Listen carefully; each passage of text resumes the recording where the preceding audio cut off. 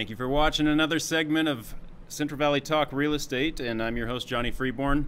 Our next guest, Julia Tadich. Hi. Hi, welcome to the show. Hi, nice to meet you. So nice to have you. Tell me about yourself. What do you do?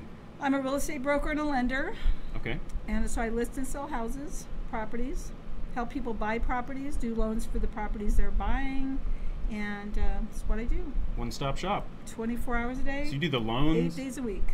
Loans and the properties? Yes, okay. I do. Interesting. Tell me about, you were telling me a little bit about your events before the show. Well, I have really, as long as I've been in business, almost 29 years, I've been doing short sales. I think when the market turned several years ago, my husband and I learned how to do short sales, and I became really good at that. I know how to talk to the banks. I know how to talk to them and figure out how we can make this happen. And so recently I had a house that we had to screw the door shut. And I thought to myself, how am I going to let people into this house to get an offer on it? Mm-hmm. And I told my husband, I said, well, we're just going to have an open house. So New Year's Eve, it was cold and rainy in this town, and we had an event. We had an open house. I had a tent in the yard. We had a table inside. We served cookies and coffee because my husband had to unscrew the door. Lo and behold, it's windy and rainy outside. We have little stick-up lights all through the house, no electricity, and 200 people showed to this open house. And I thought, wow. Oh yeah, that house finally sold. But I was able to actually tell the lender, look, I had 200 people through this house. Mm-hmm. You should take this offer. So that helped me market the house to the investor and get them to accept the offer. So from that experience, that's how I'm handling all of my short sale now. Now I have regular listings that I don't do that with, but if it's a short sale, that's exactly what I do, to get as many people through as I can to get the best price for the investor or the bank or whoever. What are some of the title problems people face out there? Banking issues, stuff well, like I'm that. glad you asked this. I actually have a couple of properties, two, where the owners died without a will. It's called intestate. And so what has to happen in that situation, a probate judge has to decide who is actually the heirs and who is actually going to benefit from the proceeds if there's a proceed to be had. It's difficult. A lot of the houses you see are vacant around town. A lot of times it is that somebody died and nobody in the family wants to get involved. They know that the person who died, maybe it was a family member that wasn't very nice and maybe didn't have a will, didn't talk to anybody, and so the house is just sitting there for all the squatters to go in and out of.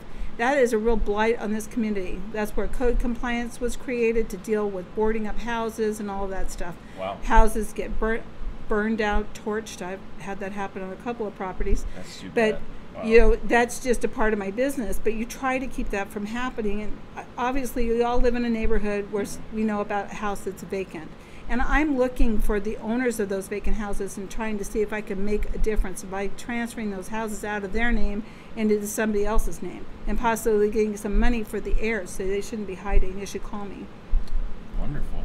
Wonderful. Fortunately, yeah. I've learned how to do this. So someone facing an eviction from the bank, what would you recommend for them? Call me. Call you. Call me. All right. Right down to the wire. And right down to the wire. There's the number at the bottom. They posted the house. They're going to foreclose. It's going to the courthouse steps, and I've been able to take that, call the bank, and get it sold to somebody else, and actually buy the people in the house a couple more months. Wow. Yeah, it's a big deal.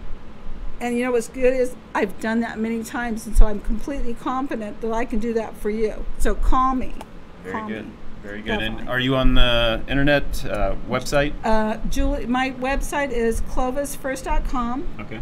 My email is Julia, Julia, at clovisfirst.com. That's Julia at Clovis, the numeral 1st.com.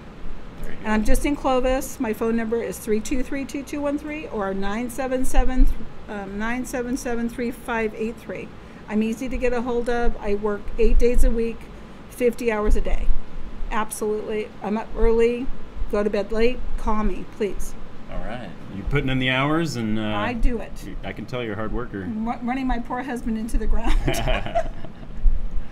That's all right, but you're doing good, and thank you for being concerned about Fresno. And But, and that's what it is. It's concern for our community. Of course. Oh my gosh, I think about some of the houses that I was able to actually get sold.